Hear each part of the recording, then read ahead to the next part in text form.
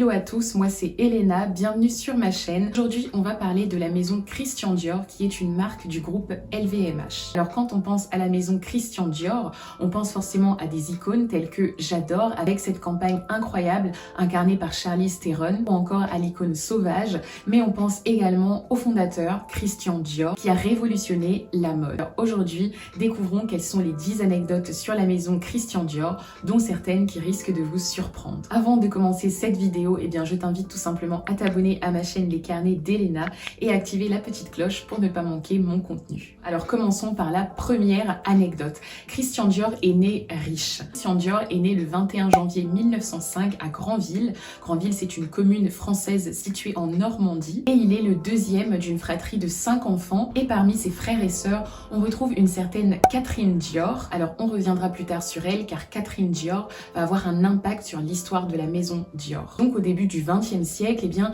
la famille Dior est une famille assez connue puisque le père de Christian Dior, donc Maurice Dior, était un industriel qui avait fait fortune dans les usines d'engrais et de produits chimiques. Et il était tellement célèbre qu'on pouvait lire au début du XXe siècle « L'engrais Dior, c'est de l'or » et le nom de Dior s'affichait également sur des sacs remplis de fertilisants. Quant à la mère de Christian Dior, Madeleine, eh bien, elle était une passionnée par l'art des jardins et c'est une passion qu'elle va partager avec Christian Dior. Deuxième anecdote sur la vie de Christian Dior, eh bien Christian Dior n'avait pas pour vocation de devenir couturier. En effet, à la base, Christian Dior voulait devenir écrivain. Pendant les années 20, donc pendant sa jeunesse, eh bien Christian Dior va fréquenter le milieu culturel artistique parisien où il va rencontrer des peintres, des littérateurs, des musiciens et c'est donc naturellement qu'il va se lier d'amitié avec les artistes de son temps, dont les poètes Max Jacob et Jean Cocteau ou encore l'écrivain Maurice Sacks. Et donc Christian Dior, curieux et fasciné par ses amis, va tout simplement prendre la décision de devenir écrivain. Et sa mère Madeleine,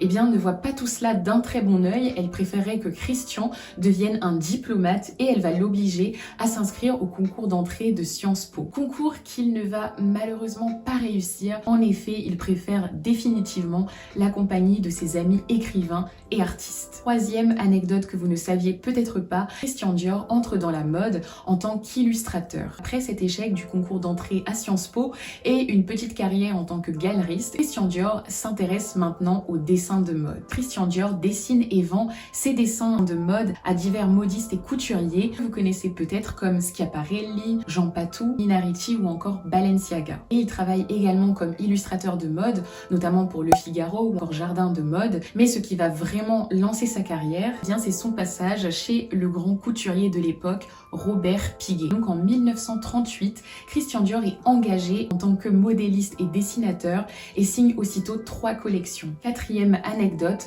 le New Look était une révolution. Le 12 février 1947, Christian Dior présente sa première collection. Après avoir ouvert sa première boutique au 30 de l'avenue Montaigne, avec l'aide financière d'un certain Marcel Boussac, surnommé alors roi du coton, Christian Dior s'impose comme un couturier unique de l'après-guerre. Il propose une nouvelle image de la femme et de la féminité, élégante, sophistiquée, voire même un peu séductrice. Et tout cela est vraiment choquant pour l'époque, voire inacceptable. Dans sa nouvelle collection intitulée Corolle, on va voir des jupes longues et évasées, une taille très marquée, des épaules affirmées et le buste gracieusement mis en valeur. Mais une tenue que vous connaissez peut-être déjà va être la star de ce défilé, et bien c'est le tailleur bar. Ce tailleur a une coupe pure et architecturée, bref c'est un tailleur qui est tout simplement unique. J'ai eu la chance d'aller voir ce tailleur lors de ma visite au sein de la Galerie Dior à Paris, donc à l'avenue Montaigne, et je vous recommande vraiment d'aller faire un tour dans cette galerie pour en savoir plus sur l'histoire de la maison Dior et ses évolutions au fil du temps. Cinquième anecdote,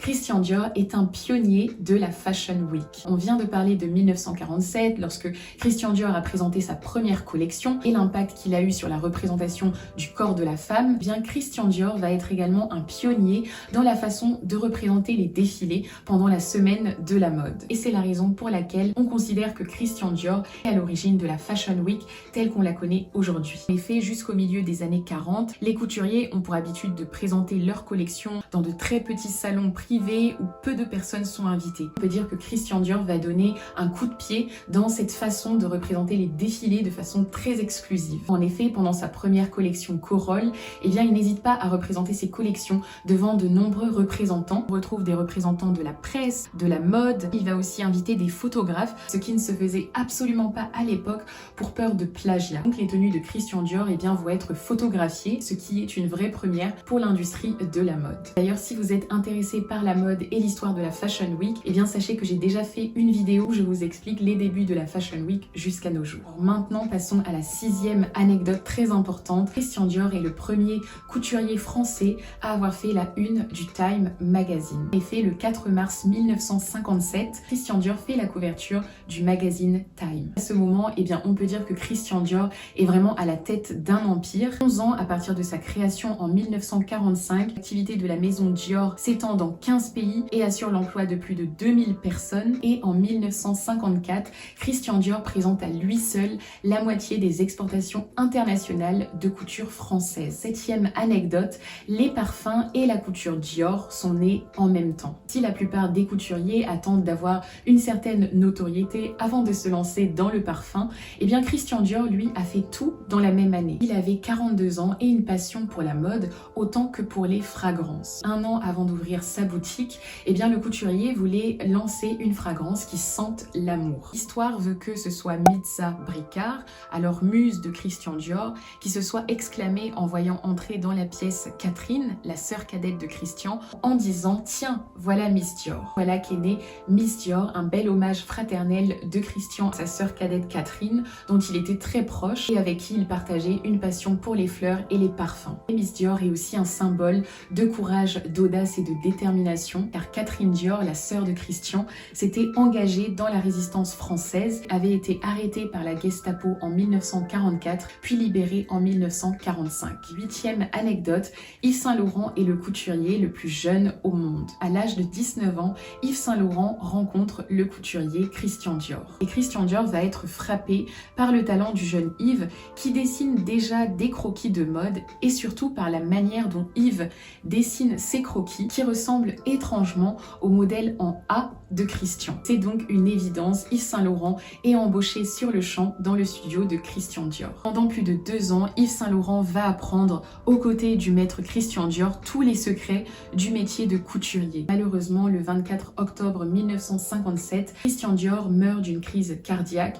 alors qu'il se trouve en cure en Italie. Conformément à son souhait, Yves Saint Laurent succède et est nommé directeur artistique de la maison de couture. Et c'est ainsi qu'Yves Saint Laurent devient le plus jeune couturier du monde à diriger une maison de luxe. J'adore est le parfum le plus vendu en 2013. Le parfum J'adore est né en 1999 et a nécessité plus de 3 ans de préparation. Et ce parfum a été révolutionnaire pour l'époque, mais continue de marquer les esprits encore aujourd'hui. Alors faisons un petit retour en arrière. Il faut se rappeler que la mode dans les années 90 est très sobre, voire austère, et John Galliano, qui va rejoindre la maison Dior en fin 1996, eh bien va bousculer tout cela en apportant beaucoup de faste et d'exubérance dans sa mode très disruptive. Et donc le parfum J'adore a été conçu en même temps que les premiers défilés de John Galliano qui mettaient en scène des tenues de princesses iconiques, sensuelles et extrêmement féminines. Encore aujourd'hui, J'adore est considéré comme un parfum iconique, en particulier grâce à une publicité qui a marqué les esprits et le flacon du parfum